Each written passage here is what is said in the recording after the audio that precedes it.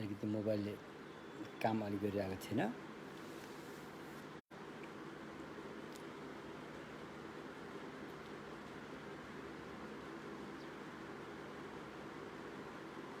मोबाइलले अहिले काम गरिरहेको थिएन। फेरि हामी अलिकति यहाँ चर्चा गर्नेछु फेरि। एवं प्रकारले बालकजनले यो साधना गर्न गाह्रो हुन्छ अरे। बालकजनले चाहिँ कस्तो काम गर्छ थाहा छ? बालकजनले कस्तो काम गर्छ अरे भन्दाखेरि चाहिँ एउटा हातमा स्याउ लिएर स्याउ सुन्तला लिएर गयो। बिच बाटोमा पुगेपछि एउटा नालीमा स्याउ हातबाट खस्यो। उसलाई चिन्ता लाग्यो, खाना ल्याएको स्याउ त नालीमा खस्यो भनेर उसले चाहिँ नाली धेरै गहिरो थियो, जबरजस्ती नालीभित्र चाहिँ ऊ चाहिँ पसेर त्यो स्याउलाई खोज्न थाल्यो। खोजेर त्यो स्याउ पायो उसले। फेरि नालीबाट निकालेर बाहिर लिएर आयो। अनि त्यो स्याउ लिएर धारामा धुन लग्यो, किनकि त्यो त फोहोर थियो। अर्को एउटा मान्छे आएर त्यो बालकजना सोध्यो, ए फलाना तिमीले यो स्याउ नालीमा पसेको स्याउलाई किन धोयो भन्दाखेरि ऊ त्यो डस्टबिनमा हाल्न मैले धुँदैछु भन्छ अरे के। ओ बालकजन यस्तो यस्तो काम मात्रै गरिरहेको हुन्छ। नहुँदो काममा जोर जबरजस्ती गरेर लागिपरिरहेको हुन्छ। त्यस्ता व्यक्तिलाई यहाँ चाहिँ भगवानको भाषामा बालकजन भनिन्छ। त्यस्ता बालकजनहरूले चाहिँ यो खालको ध्यान समाधि गर्न सक्दैनन् रे, होइन? त्यस कारण सबभन्दा पहिला होइन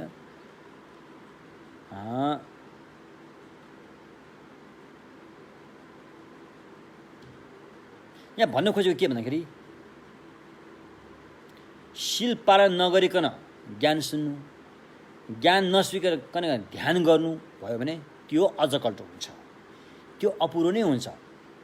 सबभन्दा पहिला शील पालन अनुशासनमा रहनु पर्यो, त्यसपछि ज्ञान सुन्नु पर्यो, त्यसपछि चिन्तन मनन गर्नु पर्यो, अनि ध्यान गर्नु पर्यो, अनि त्यहाँबाट मुक्त हुन्छ अरे। क्रम चाहिँ यस्तो हुनु पर्यो, होइन? यस्तो हुनु पर्यो।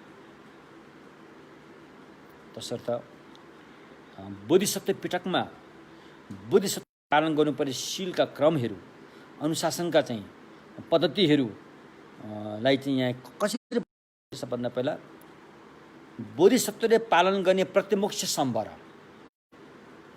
प्रतिमोक्ष सम्भार भनेको चाहिँ अब बोधिसत्वले पालन गर्नुपर्ने भिक्षु भिक्षुणीको शीलहरू, अनि पञ्चशीलहरू, गृहस्थले बोधिसत्व गृहस्थले पालन गर्ने पञ्चशील अष्टशीलहरू, यी सारा शीलहरूलाई चाहिँ के भनिन्छ त? प्रतिमोक्ष सम्भार रे, सोसो र थर्बै धुम्पा रे। र यो श्रावकले पालन गर्ने पनि शील यही हो। तर उहाँहरूसँग चाहिँ बोधिचित्त हुँदैन। तर बोधिसत्वमा बोधिचित्त हुन्छ। बोधिचित्त साथमा लिएर यो शील पालन गर्यो भनेदेखि त्यो के हुन्छ? यसलाई भनिन्छ कि बोधिसत्वको प्रतिमोक्ष सम्भार भनिन्छ। यसले के काम गर्छ? यसले अरूलाई हानि हुने काम गर्दैन, अरूलाई नोक्सान पुर्याउने काम जानी गर्न गर्दैन, अरूलाई ठेस लाउने, अरूलाई खोट लाउने काम गर्दैन रे। प्रतिमोक्ष सम्भारले, होइन? यो भन्नुको तात्पर्य के त भन्दाखेरि यसले चाहिँ अमृत हाल्न एउटा भाँडो चाहियो नि, बटुको बाटा, त्यो सफा गरे जस्तो गरेर चाहिँ, अनि यो शीलले, यो प्रतिमोक्षले चाहिँ त्यो भाँडो चाहिँ सफा गर्छ अरे। दिमागको भाँडो, वचनको भाँडो, शरीरको भाँडोलाई चाहिँ भोलि गएर बुद्धत्वको अमृत हाल्नु पऱ्यो नि त्यहाँ। हो त्यो भाँडो चाहिँ तम तयारका साथ सफा पार्छ अरे। अनि अर्को एउटा छ फेरि बोधिसत्वले पालन गर्ने शील, त्यो कुशल धर्म सङ्ग्रहशील, कुशल धर्मलाई जम्मा गर्ने शील रे। त्यसले के गर्छ? अरूको हित हुने काम गर्छ अरे। अहिलेकोलाई चाहिँ अरूलाई नोक्सान नहुने कामबाट आफू पन्छिन्छ। अब यो कुशल धर्मले चाहिँ अरूको हित हुने काम गर्छ अरे। हरेक काम बोधिसत्वले चाहिँ अरूको हितको लागि नै समर्पित भएर गरिरहेको हुन्छ अरे। सास पनि अरूको लागि नै फेरिरहेको हुन्छ। एक गाँस खाना खाए पनि अरूको लागि नै खाना खुवाइरहेको हुन्छ। आफ्नो बालबच्चा हुर्काउनु पनि अरूको लागि नै हुर्काइरहेको हुन्छ। आफूले जारी राख्न पनि अरूको लागि नै खाइरहेको हुन्छ। सबै आफ्नो लागि भनेर आफ्नो लागि भन्ने कुरालाई टोटल्ली त्यागेर अरूको लागि समर्पित भएर चाहिँ अरूको हितको लागि, अरूको कल्याणको लागि नै उसले गरिरहेको हुन्छ। हो त्यसलाई भनिन्छ घेवा छुटीको छुट्यौँ, होइन? कुशल धर्मलाई सङ्ग्रह गर्ने शील हो यो। यसले चाहिँ के काम गर्छ त भन्दाखेरि यसले चाहिँ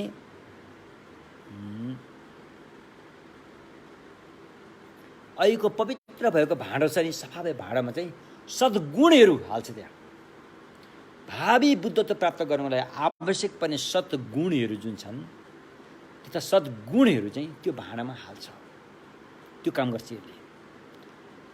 अनि अर्को चाहिँ सत्व हितार्थ अरे, अरूको हित गर्ने शील भन्छ। फेरि सत्व हितार्थ गर्नेले चाहिँ के काम गर्छ भन्दाखेरि जसरी रसायनयुक्त ओखतीले रोगीको रोग निको पार्छ, प्रयोग गर्यो भने रोगीको रोग निको पार्छ, त्यस्तै बोधिसत्वले पनि अरूको रोग निको पार्ने काम गर्छ। कुन कुन रोग? अब संसारमा जन्मनको रोग, रोगी हुनुपर्ने रोग, मर्नुपर्ने रोग, आफन्तबाट छुटेर पीडा हुनुपर्ने रोग, मन नपरेकोसँग भेटेर आरिस आउने रोगहरू, इच्छाको कुरा पुरा नभइदिने रोग, सारा रोगहरू चाहिँ बोधिसत्वले यो सत्व हितार्थशीलले चाहिँ निको पार्ने काम गर्छ अरे। यस्तो काम गर्छ बोधिसत्वले। त्यसकारण अनि यस्तो सबै अरूको लागि मात्रै गयो भने अनि आफ्नो लागि त केही छैन भने आफ्नो लागि त किन चाहियो? अरूको नै आफ्नो लागि हो। तपाईँले अरूको हित गर्नु भएमा त आफ्नो हित त आफसे आफ आउँछ। खोर्सानीको बिउ रोपेपछि त झारको बिउ रोप्नु पर्दैन हौ, झार त आफैमा उम्रिन्छ नि। त्यस्तै अरूको हितमा समर्पित हुने व्यक्तिको त आफ्नो हित त आफसे आफ हुन्छ। त्यसको चिन्तै छैन, चिन्ता गर्नु नै पर्दैन। बुझ्नु भएन? आफ्नो हित त आफसे आफ हुन्छ। यो प्रकृतिको नियम हो हैन? तसर्थ अनि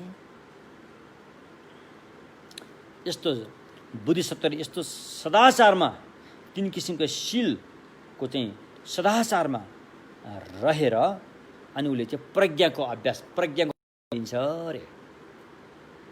अरूको हित गर्दा फेरि प्रज्ञा चाहियो, ज्ञान चाहियो। लरतरे ज्ञानले काम गर्दैन। सच्चाइलाई बुझ्ने ज्ञान चाहियो, सच्चाइलाई थाहा पाउने ज्ञान चाहियो। त्यो ज्ञानको काम त कसैको चाहिँ प्रज्ञाले मात्रै गर्छ। अनि प्रज्ञाको चाहिँ तालिम लिन्छ अरे। त्यसकारण हैन, त्यसकारण बोधिसत्वले अरूको हितको लागि जुनै पनि काम अपनाउन सक्छ। उसले जुन काम गर्नाले अरूको हित हुन्छ भने उसले त्यो गर्न गरिहाल्छ। त्यहाँ बिना रोकटोक उसले गरिहाल्छ। अरूको हित हुन्छ भने बोधिसत्वले त्यो काम हेर्दाखेरि नराम्रो, हेर्दाखेरि अप्ठ्यारो, हेर्दाखेरि अनि अरूले नरुचाउने, हेर्दाखेरि आफ्नो रीतिरिवाजसँग बाँधिने, हेर्दाखेरि अनि के हुन्छ नि भए तापनि त्यसलाई उसले जेसुकै होस् हुन्छ भने उहाँले गरिहाल्नुहुन्छ, त्यसतर्फ लागिहाल्नुहुन्छ। बुद्धिसत्व भने त्यस्तो हुन्छ। बुझ्नु भएन के? जस्तो मैत्री बल राजा, मैत्री प्रभ राजा हैन, चन्द्र प्रभ राजा। कुनै बेला यो पृथ्वीमा एकजना बुद्धिसत्व राजा हुनुभएको थियो भने अहिले हाम्रो शाक्यमुनि भगवान स्वयं उहाँले बुद्धिसत्वको आचरण गर्दाखेरि उहाँ कुनै बेला चन्द्रप्रभ रे, चन्द्रप्रभ नाम गरेका एउटा चाहिँ बलशाली राजा थिए। एकदम बलशाली, धेरै ठाउँ आफ्नो अधीनमा पारेका सम्राट, जस्तो अशोक भनौँ न, अशोक जति किसिमले सम्राट, ठुला सम्राट भएका राजा थिए। उनका आफ्ना परिषद पनि ठुलो थियो। अनि महाचन्द्र नाम गरेको उनका मन्त्री पनि थिए, जसले उहाँलाई चाहिँ सहयोग गर्थ्यो। अनि चन्द्रप्रभ राजाले राज्य गरेको देशमा चाहिँ डाहा गर्ने, ईर्ष्या गर्ने अर्को एउटा सानो राज्य पनि थियो। सानो राज्य, त्यो राज्यको राजाको नाम चाहिँ भेनेसना भनिन्थ्यो। भेनेसना राजाले चाहिँ जहिले पनि चन्द्र राजाको देशमा भएको समृद्धि प्रति ईर्ष्या गर्थ्यो, डाहा गर्थ्यो।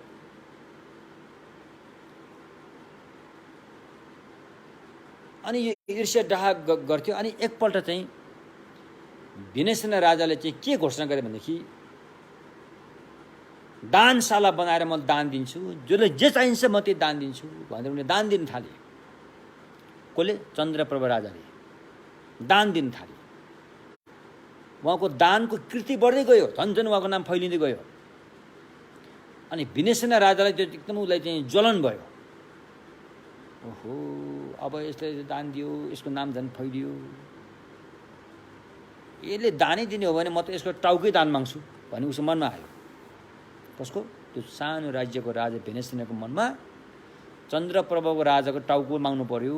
यो मागेपछि त यसको देश खत्तम हुन्छ क्या, अनि सबै हाम्रै समृद्धि हुन्छ भन्ने यो ईर्ष्या डाहाको कारणले भिनेसेना राजाले चन्द्रप्रभ बुद्धिसत्व राजाको टाउको चाहियो। जसले यो टाउको मागेर ल्याउँछ मेरो आधी राज्य उसलाई दिन्छु र मेरो छोरी राजकुमारीको पनि त्यहीसँग बिहा गरिदिन्छु भनेर यस्तो खालको सूचना चाहिँ प्रचार गर्यो। अब चन्द्रप्रभ राजा एकदमै अब शक्तिशाली राजा हो, उनको टाउको माग्नु त लडतरो काम त थिएन, त्यो ज्यानको खतरा पनि पर्थ्यो त्यहाँ। अनि त्यहाँ र लोभी बाहुन बाजे आएछ अरे। लोभी बाहुन बाजेले एकदमै लोभ लागेर, सरकार यदि हजुरले मलाई आधी राज्य दिने हो भनेदेखि म त्यो राजाको टाउको मागेर ल्याउँछु नि भनेर चाहिँ लोभी बाहुनले चाहिँ मानेछ अरे। ल हुन्छ, तैँले चन्द्रप्रभ राजाको टाउको लिएर आइस् भने तँलाई मेरो आधी राज्य र मेरो राजकुमारी छोरी पनि तँलाई दिन्छु भनेर वचन दियो। अनि त्यो लोभी बाहुन चाहिँ लट्ठी टेकेर गएछ अरे चन्द्रप्रभ राजाको दरबारमा। अनि त्यो उहाँ त बुद्धिसत्व, चन्द्रप्रभ त बुद्धिसत्व, उहाँ त महान्त हुनुहुन्छ, उहाँलाई देवी देवताहरूले पनि उहाँलाई चाहिँ सुरक्षा दिन्छन्। अनि त्यो चन्द्रप्रभ राजाको दरबारमा सुरक्षा दिने एउटा देवता रहेछ अरे। त्यसले चाहिँ त्यो बाहुन बाजेलाई भित्र जानै दिएन अरे, कुनै पनि हालतमा रोकिया रोकी गरेको। किनकि उसले जान्दथ्यो यो त राजाको टाउको माग्न आएको, यो त हरामी हो, यो लोभी बाहुन हरामी हो भनेर उसलाई त्यो राजाको दरबारभित्र जानै दिएन। त्यो बाहुन बाजे आएको राजालाई थाहै पाउन पाएन। अझ बाहुन बाजेले यता गयो उता गयो, जानै पाइरहेको छैन। अनि अर्का देवताहरूले एउटा देवलोक छ जहाँ चाहिँ पुण्य नेचाङमा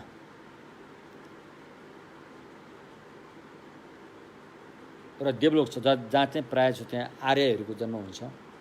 र त्यहाँका देवताहरूले चाहिँ ओहो, अब यी चन्द्रप्रभ राजाले यो उनको टाउको दान दिने अन्तिम बेला हो। यो टाउको दान दिएपछि उनको चाहिँ दान पारमी पुरा हुन्छ। यो टाउको दान दिएनन् भने उनको दान पारमी अपुरै हुन्छ र उनी बुद्ध हुनलाई असफल हुनसक्छ। त्यसकारण यो दान दिन जरुरी, यो अवसर जरुरी छ भनेर अनि त्यो बाहुन बाजेलाई भित्र जानको लागि राजाको सपनामा त्यो बाहुन बाजे माग्न आएको देखाइदिन्छ। त्यो देवताको मद्दतले राजाको सपनामा एउटा बाहुन बाजे दरबारको बाहिर दान माग्न बसिरहेको, उसले दान नपाएको भनेर त्यो चाहिँ सपनामा देखाइदिन्छ। अनि चन्द्रप्रभ राजाले तुरुन्तै त्यो बाहुन बाजेलाई भित्र बोलाउन आदेश दिनुहुन्छ। अनि भित्र बोलाएपछि उसलाई मेवा मिष्टान्न खाना अब 84 व्यञ्जन दियो होला, तिमीलाई के दान चाहिन्छ भने महाराज यस्तो दानले त मलाई काम चलेन त, म त तपाईँको टाउको माग्न आएको भन्छु। दिने भयो तपाईँको टाउको काटेर दिनुहोस्, अरू दान त म लिँदिनँ भन्छ। अन्त सारा मन्त्रीमण्डलले गरेर अझै यो के अरे महाचन्द्र भन्ने मन्त्रीले त रत्नले बनेको टाउको, हिरा मोती सुन चाँदी यस्ताले बनाएर राजा जस्तै आकृतिको टाउको बनाएर, हे बाहुन बाजे यो राजाको टाउको त हाड मासु रगतले बनेको टाउको हो, त्यसले त तिमीलाई काम दिँदैन त, बरु यो हिरा मोतीले बनेको टाउको लिएर जाऊ, तिमी धनी हुन्छौ, यो चाहिँ लिएर जाऊ न भन्छ। मान्दैन उसले, मन त राजाकै टाउको चाहिन्छ भन्छ। अनि त्यसपछि राजाले आफ्नो टाउको दान दिने तम तयारी गर्छ। हेर्नुहोस् त कतिले रोक्छन् त्यहाँ। अनि राजाले अब भनिदेऊ मेरो देशमा मेरो अधिकार जहाँसम्म छ त्यहाँसम्ममा यो समाचार दिनु भनेर एउटा तगडा हात्तीमाथि चढाएर त्यो समाचार दिँदा मन्त्रीसहित राजाले पठाउनुहुन्छ। फलानु फलानु दिनमा सम्राट राजा चन्द्र प्रभले आफ्नो शिर दान दिँदैछन्, टाउकै दान दिँदैछन्, तपाईँहरू दर्शन गर्न आउनु चाहनुहुन्छ भने हेर्न आउनु भनेर सबैलाई आमन्त्रित गर्नुहुन्छ। सबैको भेला हुन्छ। भेला भएपछि अनि जुन महामन्त्री थिए ती महामन्त्री चाहिँ हजुरको टाउको काटेको म देख्न सक्दिनँ भन्छ। अनि एउटा रुख, त्यसकारण त्यो महामन्त्री चाहिँ पहिल्यै उसको चाहिँ मृत्यु हुन्छ। अब राजाको टाउको काटेर म हेर्न सक्दिनँ भनेर उसको पहिल्यै मृत्यु हुन्छ। हृदयाघात भएर चाहिँ एक किसिमले भनौँ न मृत्यु हुन्छ। अनि त्यो बाहुन बाजेले त्यो राजाका सारा व्यक्तिहरू छन् त्यहाँ, महाराज तपाईँका 101 ठुल्ठुला मान्छेहरू छन् यहाँ, उनीहरूको अगाडि त मैले तपाईँको टाउको काट्न त म सक्दिनँ त, अलि एकान्त ठाउँमा बगैँचामा जाउँ न भन्छ। ल हुन्छ भनेर राजाले बगैँचामा लगेर अनि एउटा रुख हुन्छ, रुखको हाँगामा आफ्नो शिर राखेर ल मलाई काट भन्छ। मलाई काटेर यो टाउको चाहिँ मेरो हातमा राखिदेऊ, म तँलाई दान दिन्छु भन्छ। हुन्छ भनेर त्यो बाहुन बाजेले राजालाई लिएर गएर त्यो रुखको हाँगामा राजाले शिर राख्छ।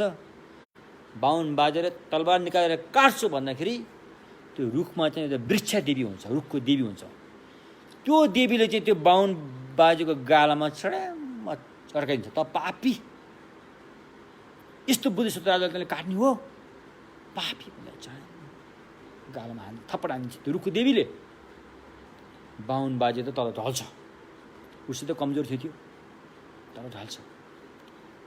अनि राजाले भन्नुहुन्छ वृक्ष देवी तिमी यस्तो नगर, म सम्मासम भगवान बुद्ध बन्नको लागि 999 टाउको मैले दान गरिसकेँ। अब यो टाउको दान गर्न पाएँ भनेदेखि 1000 हुन्छ। हामीले अनादिकालदेखि यो शरीर लिएर आए, यो टाउको त यतिकै खेर जानिदिएछ। घरि आगोमा चाहिँ पोलिदिएको छ, घरि माटोभित्र गाडिदिएको छ, घरि पानीमा हालेर फ्याँकिदिएको छ। यस्तो जाबो कुरोलाई मैले दान पारमित गर्न पाएँ भने त यो टाउको त महान सदुपयोग भएको हुन्छ। त्यसकारण तिमीले मेरो बाधा नगर भनेर अनि त्यो बाहुन बाजेले उठाएर तलवार दिएर ल मेरो टाउको छिनाल, मेरो हातमा दिनु पहिला भनेर त्यो बाहुन बाजेले टाउको काट्छ। टाउको काटेर राजाको हातमा खस्छ, दिन्छ भनौँ न, खस्छ दिन्छ। राजाले चाहिँ आज मैले यो टाउको दान दिएको कारणले सबै प्राणीहरूलाई चाहिँ मैले चाहिँ उद्धार गर्न समयसम्म बुद्धि ज्ञान प्राप्त गर्न सकोस् भनेर पुण्य परिणाम गरेर टाउको दान दिएको छ। यस्तो किसिमले चाहिँ भगवानले चाहिँ शाक्यमुनि, अहिलेको हाम्रा भगवान शाक्यमुनि 1000 पल्ट त राजा भएर टाउको काटेर दान दिएको छ। हेर्नुहोस् त, अहिले हाम्रो अधिकांश व्यक्तिले बुद्धलाई चिन्ने, बुद्ध राजाका छोरा थियो यति गयो भाइ भन्छन्। उहाँको पृष्ठभूमिमा कसरी साधना गरेर उहाँ बुद्ध हुनुभएको हो, यो कुराको त धेरै लामो छ घटना होइन। अब यो घटना भगवानले कहिले किन भन्नुभयो भन्दाखेरि चाहिँ त्यति बेला भगवान वैशालीमा बस्नुभएको थियो, वैशालीको कुटाघरमा विराजमान हुनुहुन्थ्यो। उहाँको आफ्नो सेवक आनन्द भन्ने भिक्षु हुनुहुन्थ्यो। एक दिन भगवानले आनन्दलाई भन्नुभयो, हेर आनन्द, जो कोही व्यक्तिले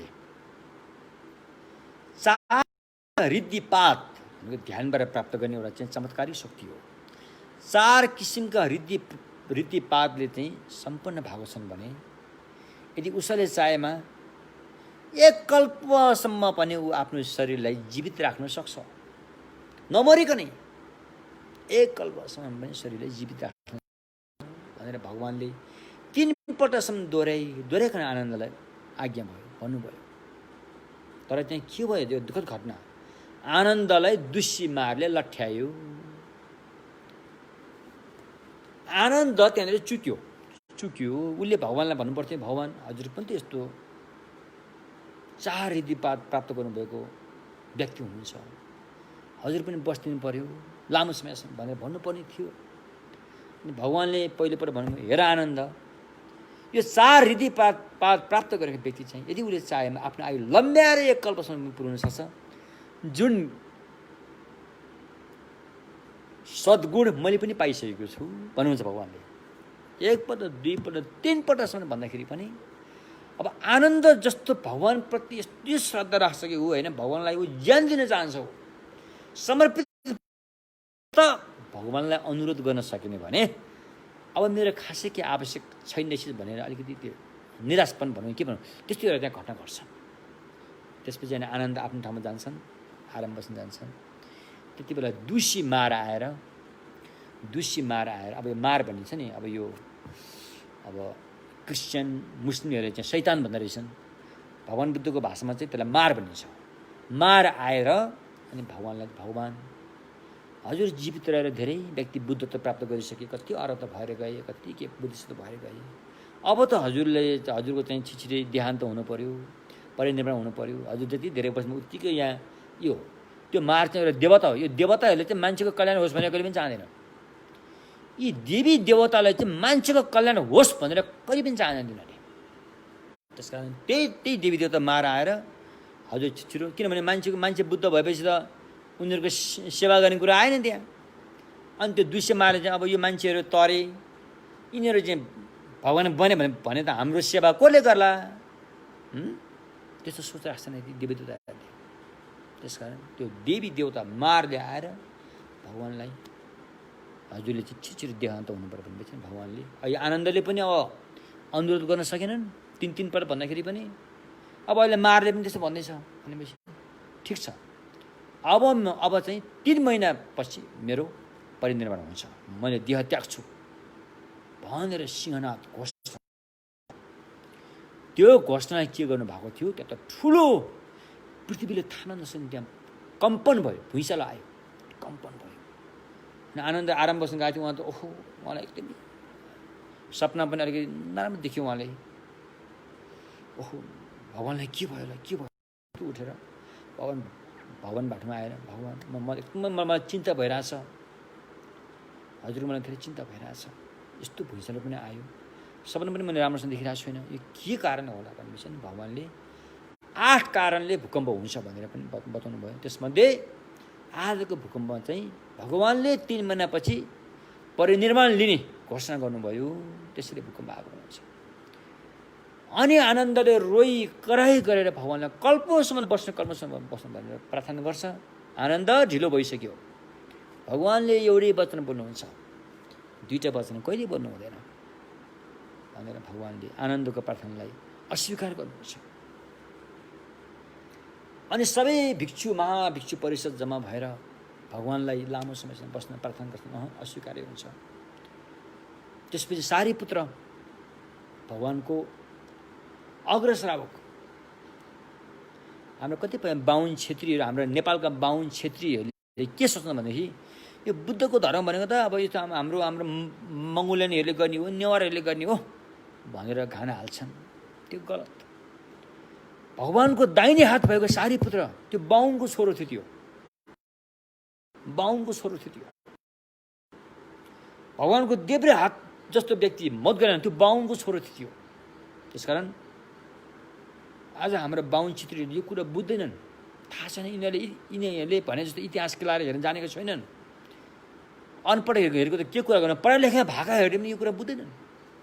मलाई दुःख लाग्छ यो कुरा, यो सुनेर दुःख लाग्छ।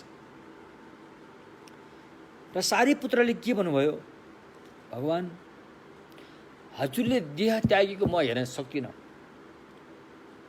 हजुरको जुन अवस्थामा हजुर जान खोजिरहनु भएको छ त्यो अवस्थामा पुगेको म खप्न सक्दिनँ, हजुर जानुभन्दा पहिल्यै म देह त्याग्छु भनेर भगवानबाट अनुमति लिएर उनी त गए। त्यहाँबाट गए, कहाँ गए, उहाँको जन्मठाउँमा जानुभयो। उहाँ जन्मेको ठाउँ नालन्दा हो, नालन्दामा उहाँको जन्म भएको, उहाँको आमा पनि त्यहाँ हुनुहुन्थ्यो। त्यहाँ गएर उहाँले आफ्नो देह त्याग्नु भयो। खबर सबै ठाउँमा फैलियो, सारीपुत्रले देह त्यागिदियो भनेर। आनन्दलाई ठुलो चिन्ता आयो, आनन्द भिक्षुलाई ठुलो चिन्ता भयो, किनकि भगवानको दाहिने हात जस्तो सारीपुत्र हुनुहुन्थ्यो। अब भगवान पनि त्यस्तो अवस्था जाने भनिरहनु भएको छ 3 महिनापछि। अब सारीपुत्र पहिले जानुभयो। अब के होला यो संसारमा? हामी कसको भर परौँला? कसको भर परेर यो चाहिँ भगवानको शासनलाई चाहिँ जीवित राख्ने होला भनेर आनन्द खुब चिन्तित भए। अनि किन यस्तो भएको हो भनेर भगवानलाई सोधे।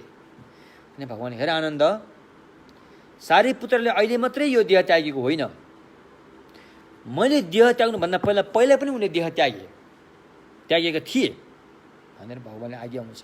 कुन बेला भगवान भन्दाखेरि जुन बेला एकजना अहिले भनेको जुन कथा त्यही हो, चन्द्रप्रभ भन्ने राजा थिए, उनका एकजना मन्त्री थिए, महाचन्द्र भनिए। चन्द्रप्रभले दान पारमी पुरा गर्न आफ्नो शिरै काटेर दान दिने कुरा भएपछि उनले त्यो म त्यो हेर्न सक्दिनँ भनेर पहिले देह त्यागेका थिए। तिनै महाचन्द्र भन्ने व्यक्ति अहिले आएर सारीपुत्र भएका हुन्। तिनै चन्द्रप्रभ भन्ने राजा को हो भनेर अरू हो भनेर तिमी नभन्ठान, त्यो म स्वयं नै हो। जो बाहुन आएर चाहिँ मेरो टाउको काट्न आयो त्यो को? त्यो देवदत्त हो। के अरे? देवदत्त हो अरे।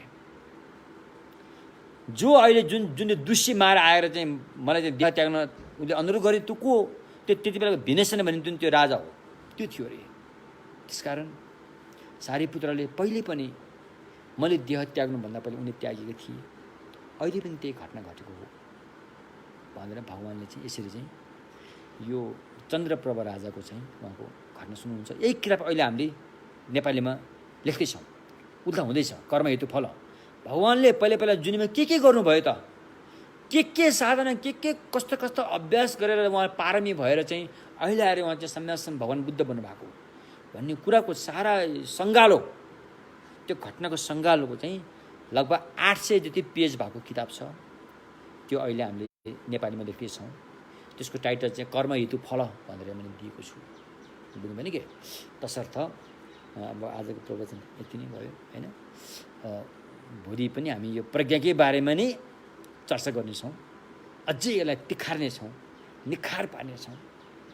जसरी दुधलाई राम्रोसँग दही बन्छ, दहीलाई निखार गरेपछि नुहाउने घिउ बन्छ, घिउलाई तारेपछि फेरि राम्रै घिउ बन्छ। त्यस्तै गरी हामीले अझै पनि प्रज्ञाको विकास गर्नलाई हामी अलिकति तत्परताका साथ, उत्साहका साथ, अल्छी नमानिकन मानव चलनलाई सदुपयोग गरेको हुनेछ भन्ने चाहिँ मनसाय लिएर चाहिँ हामी यो काम गर्नेछौँ। पुण्य परिणाम गरौँ। सोनम दिए थम्जे सिप तुमने पे डनाम भम्जे ने केगा नाचे बलौं ठुपा सिपे सोले डो आन्दोलन